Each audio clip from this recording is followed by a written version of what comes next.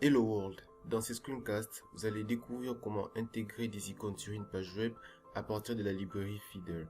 Feeder est open source et propose actuellement un pack de 274 icônes que vous pouvez retrouver au lien feedericons.com. Ce que nous allons reproduire, c'est créer un menu et devant chaque texte du menu, nous avons une icône. Nous allons pour cela partir d'un projet vide que je vais rapidement créer. Disque cassé, la bakili. Je vais appeler Feeder, à l'intérieur duquel je vais créer une page index.html,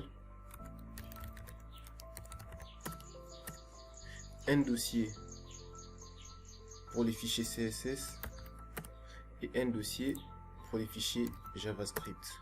Je vais rapidement ouvrir mon projet avec Sublime Text, File, Open Folder,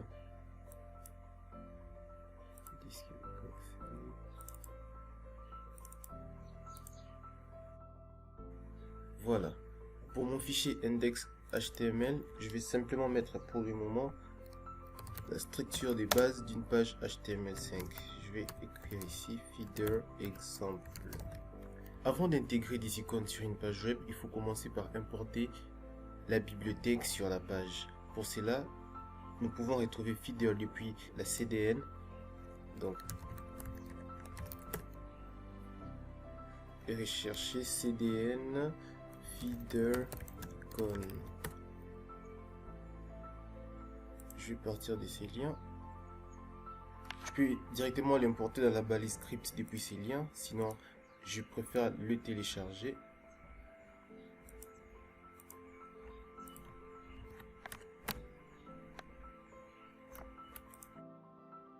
Je vais enregistrer dans disque local C, la bakili, feeder.js, feedermin.js.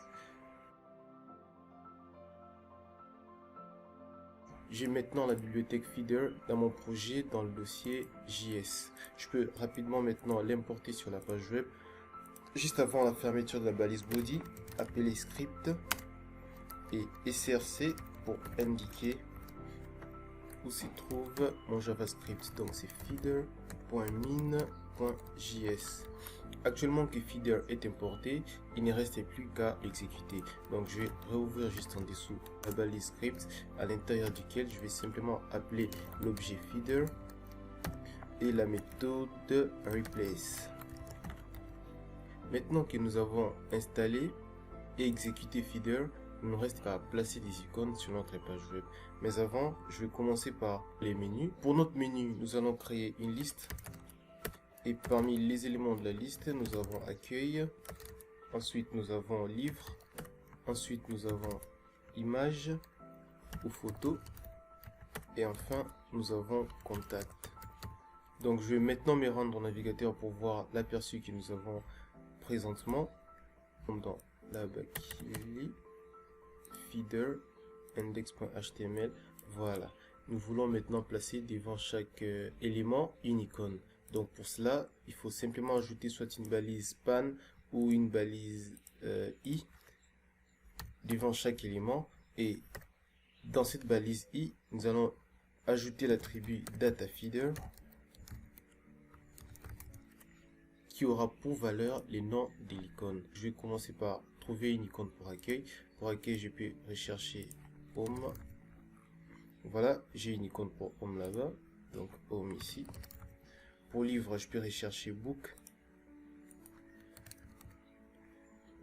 Voilà, j'ai book open qui est intéressant. Pour photo, je peux trouver image, picture. Donc je vais voir picture, voilà. Pic, j'ai image là.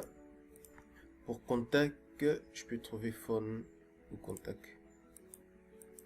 Phone. Je trouve plutôt phone call intéressant que je vais prendre phone. J'enregistre et les rendus actuels que j'ai maintenant sur ma page web et les suivants. Donc j'ai mon icône suivi de mon texte juste à côté. Vous pouvez remarquer en inspectant les codes sources que Feeder remplace au fond chaque élément. Comme là on avait un i, il l'a remplacé par un svg qui est simplement l'icône. nous pouvons maintenant les styliser, question de rendre les choses plus belles. Nous allons donc commencer par les body. Donc je prends les body ici, jouer avec la fonte. Donc pour la fonte, nous allons aller à 15 pixels. La police roboto, sinon sans serif. Je l'ai fait là pour que vous puissiez voir en temps réel ce qui se passe au moment que je suis en train de modifier notre style CSS. Nous allons rapidement créer un fichier pour lui. Il va se trouver dans le dossier CSS style.css. Donc je vais créer ces fichiers, new file, style.css, à l'intérieur duquel je place déjà pour les body. On peut maintenant passer, donc je vais actualiser, voilà, tout est bien. Maintenant que nous avons stylisé notre body, on peut passer maintenant au LI. Donc nous sommes là, LI.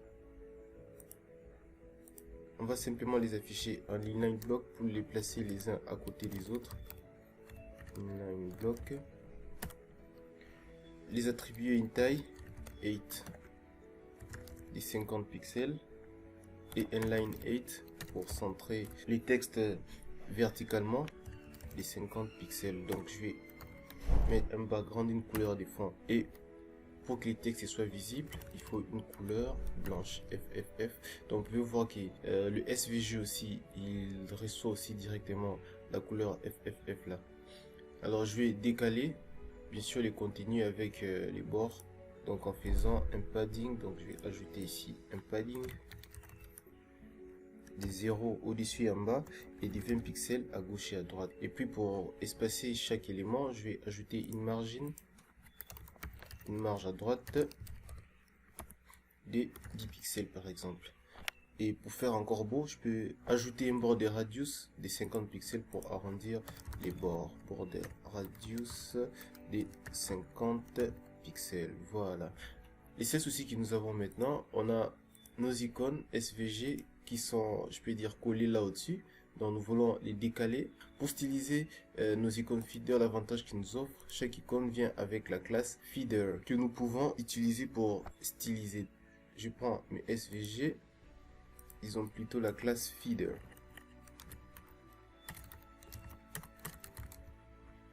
Je peux actuellement le mettre en position relative et les décaler d'au-dessus des 10 pixels par exemple. 10 pixels c'est pas mal, disons 6 pixels. Et puis à droite, les ajouter une marge à droite, marge generate des 10 pixels. Voilà, on a notre menu qui est tout beau maintenant. Le texte, l'icône qui vient juste avant, et il faut ramener ça dans les fichiers CSS LI, là, ILLI. Nous avons ça, et puis nous avons notre feeder pour nos icônes. Voilà, donc nous avons un menu avec nos icônes et nos textes. Je récapitule. Pour utiliser des icônes sur une page web par la librairie Feeder, il suffit simplement de l'importer depuis soit la CDN ou bien le télécharger, les référencer dans Script, puis ensuite l'exécuter en appelant la méthode replace de l'objet Feeder. Une fois fait, il suffit maintenant de créer soit une balise span ou une balise i dans laquelle vous allez placer l'attribut DataFeeder avec la valeur, les noms de l'icône que vous voulez. Et pour retrouver les noms de l'icône, il faut simplement se rendre sur le site feedericon.com, puis parcourir et trouver l'icône qui est intéressante pour vous.